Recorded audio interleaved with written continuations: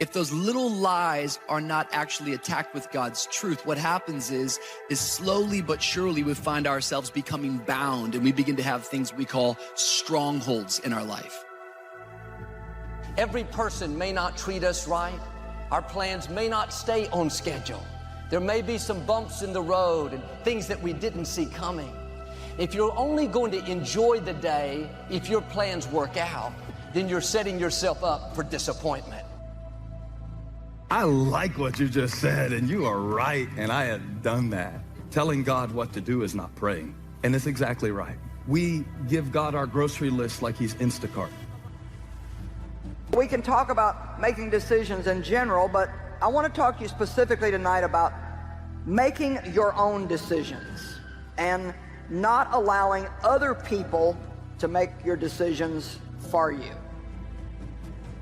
For some reason in your mind, you associate dysfunction with success. You know to do better, but you don't want to do better. Self-sabotage, self-defeat is real. I woke up with anxiety this morning, not last week, this morning. I'm the motivator. Hear what I say, it would mean something to them that will help them to get on the other side of what they're dealing with. I pointed out that in uncertain times, you don't just drift, you don't just float. Instead, you set short-term goals. You can't set long-range goals when you don't know where the world's going. We've all had that feeling on a Friday night or late on a Saturday where you've made plans, and then all of a sudden, as it gets closer and closer to you needing to get off the couch or to head home from whatever it was that you were doing, and you start to feel this heaviness and this dread in your body. Ideology can blind you to your own stupidity, and that's actually dangerous. So we could take the case of poverty, for example, and I think we could all agree that poverty as such is undesirable. So that's the starting point and the motivation. And then you might say, well, what is poverty? I think more times than not in life, people treat God like a Santa Claus. And then when they don't get the gifts that they thought they were going to get, it's a problem. Like I'm a firm believer that God redirects and maneuvers us when he has us on a mission, right?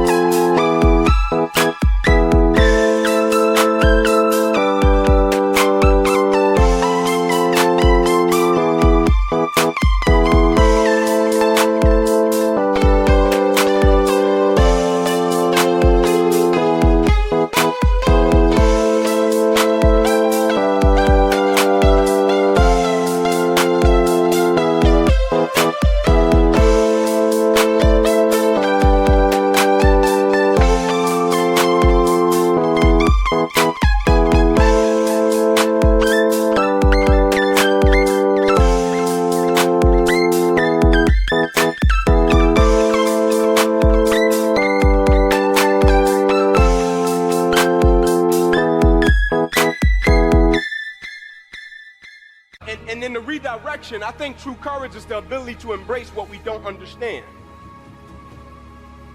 You know, a lot of times we only think about our problems and we fail to think about all the good things that God has done in our life.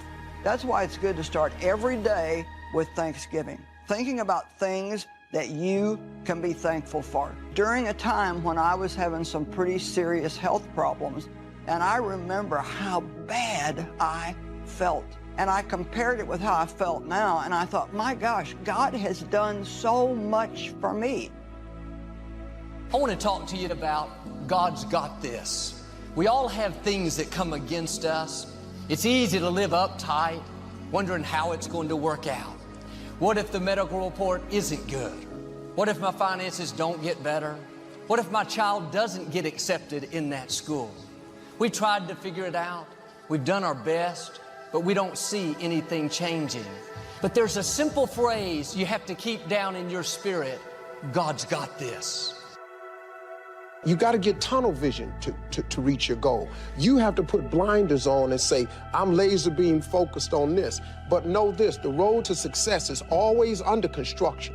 So just knowing when you strike out on your goal, you're going to have to get ready for flexibility, because there's going to be detours, pitfalls, stop signs, men working, delays, detours going around. That has to be expected. Do not take the easy way out. Do not give up based on instinct.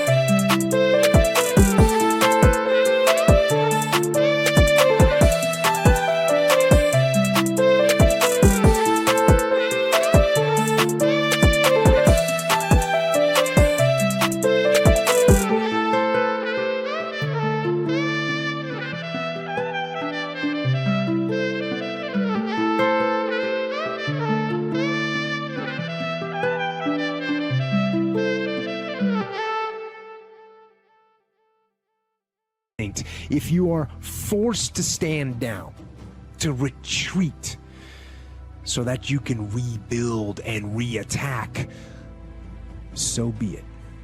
But make that decision based on logic. Don't take no food out of my house. You can eat as much as you want when you here, but do not pack a plate. And most of y'all running with people who, when you fix food, they come to your house and take it to go plate. They don't bring nothing. They not trying to help you. All they in your life to do is take. And you wondering why your life messed up, because you with takers. How you address it is you face it. You face it every day. You face it every single day of your life, where you say, okay, like if you're fat, you need to lose weight. It's patience. It's patience in this fact of accepting who you are right now. I'm fat. I don't like myself. Take full responsibility for your life. Accept where you are and the responsibility that you're going to take yourself where you want to go. Someone said we have two primary choices in life. We can either accept conditions as they exist, or we can take the responsibility to change them. See, a lot of people want to exempt themselves from taking responsibility. All they want to do is talk about the problem. Can you change people that don't want to change? Of course you can change people who don't want to change. Now, for some people, leverage is not even the threat of their own life. Some people rather die.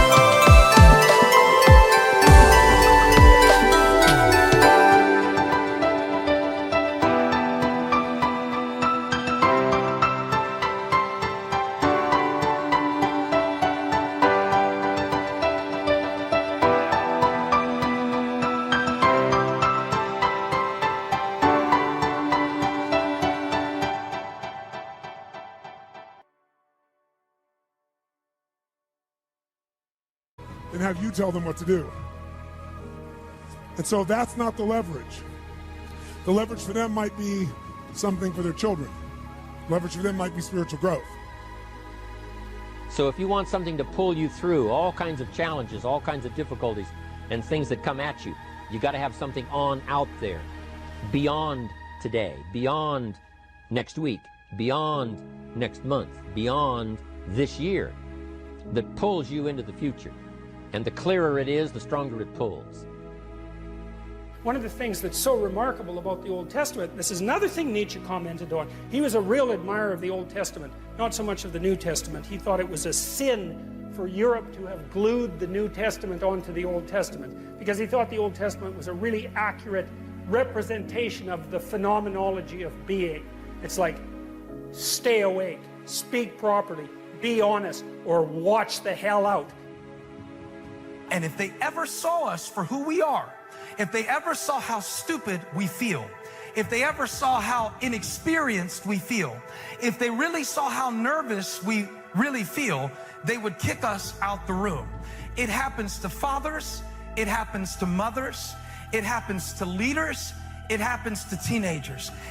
If you have enough leverage and you break someone's pattern enough times, a new pattern will show up. If you're conscious, you can create the new pattern.